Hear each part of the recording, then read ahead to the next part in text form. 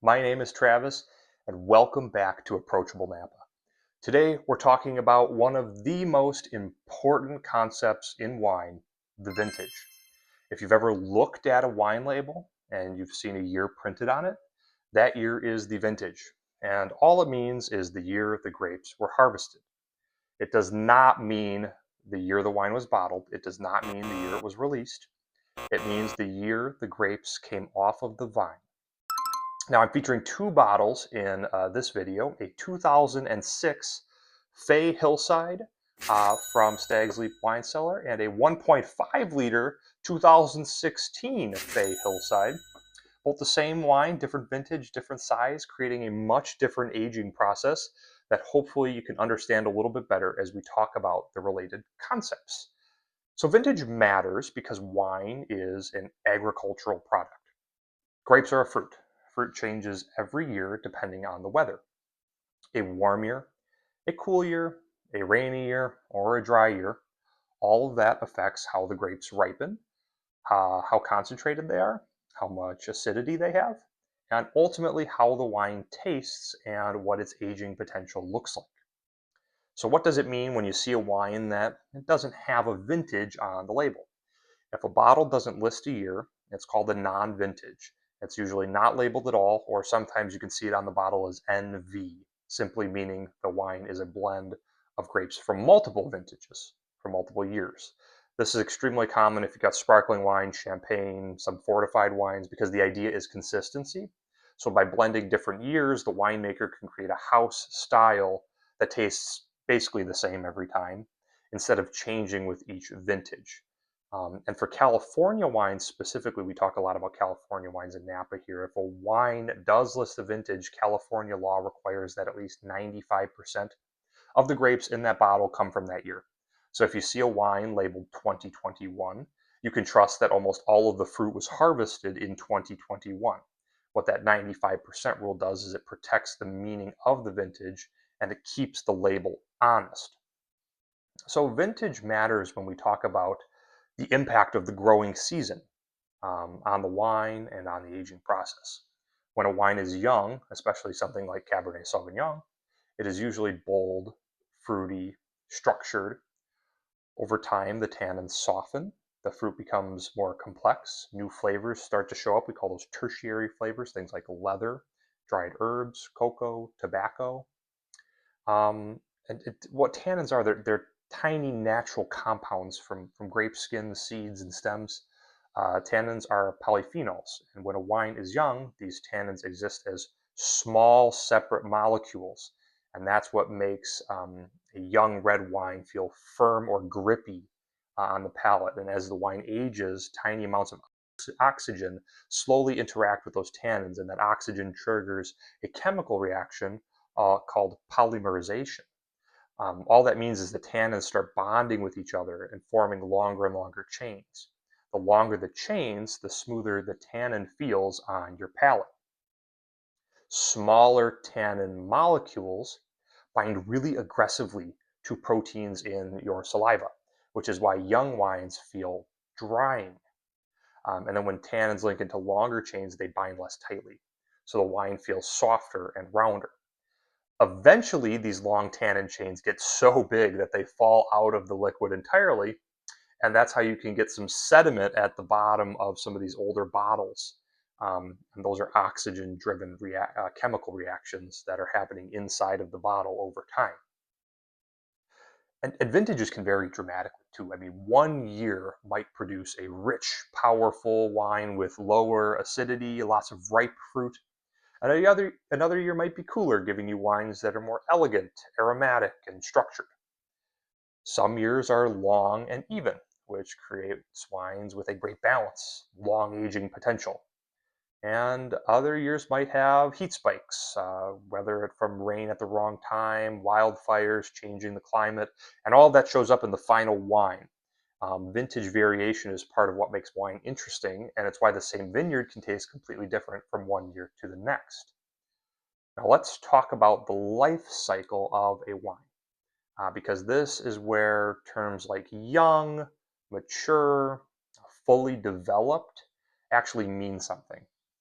So when a wine is in its primary stage, what most people call young, it's all about fresh fruit, bright acidity, firm tannins. This could be a 1-year-old wine, or it could be a 10-year-old wine if it's built for aging. Young is a relative term to the wine's aging curve, not the number on the label. And here's something that people don't always realize. You can absolutely open a wine early for a more fresh and fruit forward experience.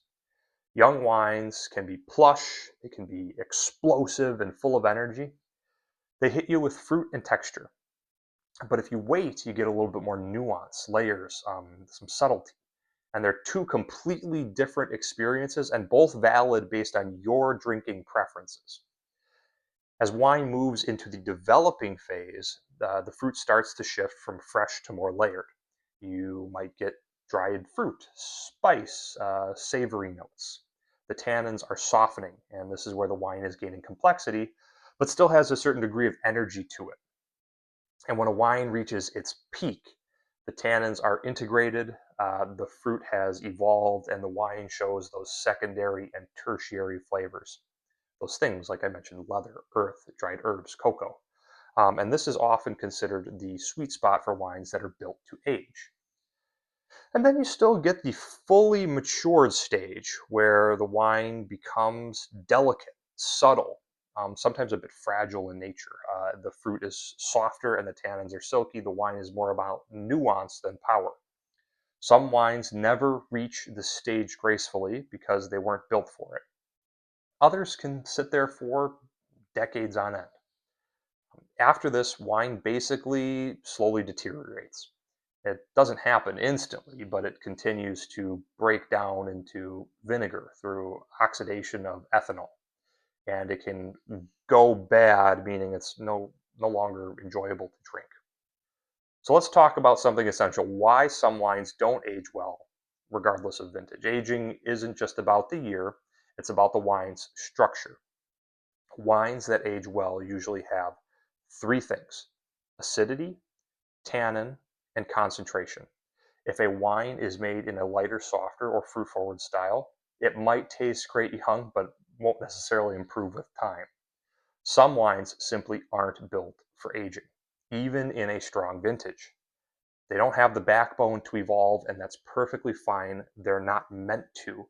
Not every wine needs to be a cellar wine. So let's take a moment to talk about bottle size because I have this big Magnum bottle here and it's a fun one. A Magnum bottle is a 1.5-liter bottle and it ages more slowly than a standard bottle. And the reason is more simple than you think. The amount of oxygen under the cork is the same, but there's twice as much wine. And that means the wine evolves at a slower pace. That means magnums stay fresher longer, they develop more gracefully, and they show better at big ages. So if you want to age a wine 20 or 30 years, a magnum is one of the best formats you can buy. And you can buy bigger than magnum too. Um, it gets expensive. Vintage also has a huge impact on price. In regions like Napa, Burgundy, or Bordeaux, a highly regarded vintage can raise prices across the entire market. Collectors chase certain years because they're known for exceptional balance, aging potential, and that demand really drives the prices. On the flip side, a less celebrated vintage might be a little bit more affordable, even if wine is still excellent, right? So when you see a big difference between prices in years, vintage is often the reason behind that.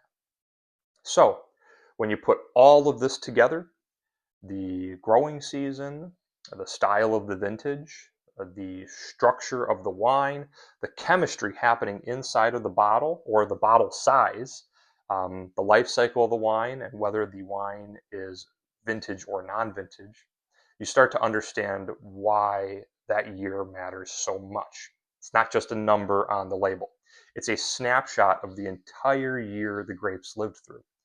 And it tells you how the wine might taste now, how it might taste later, and how long it might last, and even how much it might cost. So, vintage is one of the most important keys to understanding wine. Once you get it, you can start to see wine not just as a drink, but as a story of weather, farming, chemistry, time, patience, the whole viticultural picture. So again, my name is Travis, and thank you so much for tuning in to Approachable Napa.